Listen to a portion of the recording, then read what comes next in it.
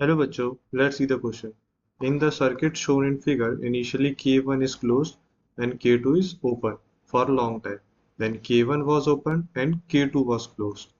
Okay. What will be the charge on C2 and C3 now? When C1 is equal to 1 microfarad. अब यहाँ पे circuit है. Okay. So option A is 18 microcoulomb and 0 microcoulomb. Option B is 0 and 18. Option C is 9 and 9. And option D is 4.5 and 4.5. Okay, तो यहाँ पे हमें क्या निकालना है? C2 पे और C3 पे चार्ज निकालना है इस इन सब कंडीशन पे. Okay, so our key concept is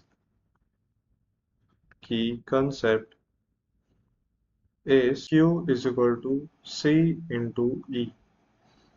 तो ये हमारा की कंसेप्ट. ओके, तो हम आते हैं अपने आंसर पर.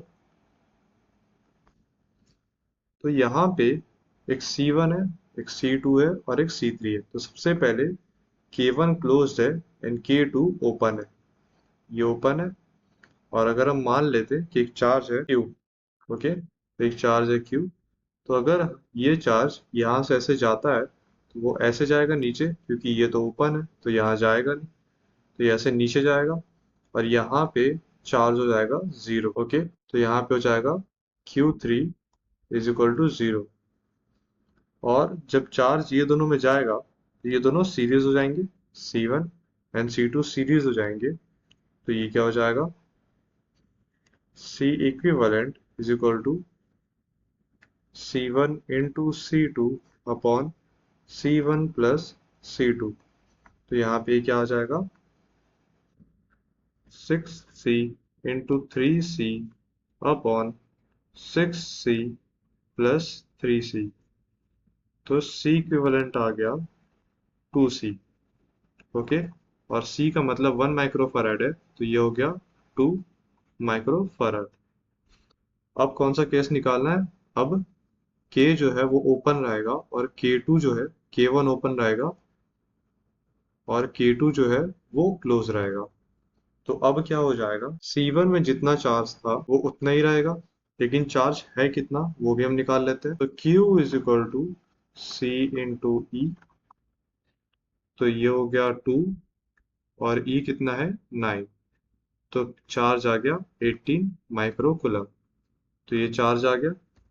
अब यहाँ पे C1 पे ये पूरा 18 माइक्रोकूलम भी रहेगा, लेकिन यहाँ पे C2 और C3 में इक्वली डिस्ट्रीब्यूट हो जाएगा, क्योंकि ये जो मैग्नीट्यूड है 3C और 3C ये दोनों बराबर है. C2 is equal to C3. तो यहाँ पे जो चार्ज है वो इक्वली डिवाइड हो जाएगा. इसका मतलब ये हो जाएगा Q1 या Q2 बाई 2 हो जाएगा, जो Q1 डैश और Q2 डैश जो है वो हो जाएगा Q2 बाई 2. और ये कितना था? 18 अपॉन 2. तो ये कितना आ गया? 9 माइक्रो कूलम. ओके, क्योंकि यहाँ पे C2 is equal to C3 था और इन दोनों में जो है वो equal amount of charge distribute हो रहा था, लेकिन C1 के पास पूरा 18 था, पूरा 18 था. ओके, तो C1 is equal to 80 and C2 C3 is equal to 9 micro coulomb. और ये चार्ज है. ओके, तो Q1 18 और Q2 Q3 is 9 micro coulomb. सो यहाँ पे कौन सा ऑप्शन आ जाएगा? ऑप्शन सी. ओके, क्योंकि C2 और C3 बराबर था तो ये ओवरऑल 9 था. Q2 और Q3 जो कि था C2 और C3 पे. तो ये क्या हो जाएगा? Option C. So hope you understood well. Thank you.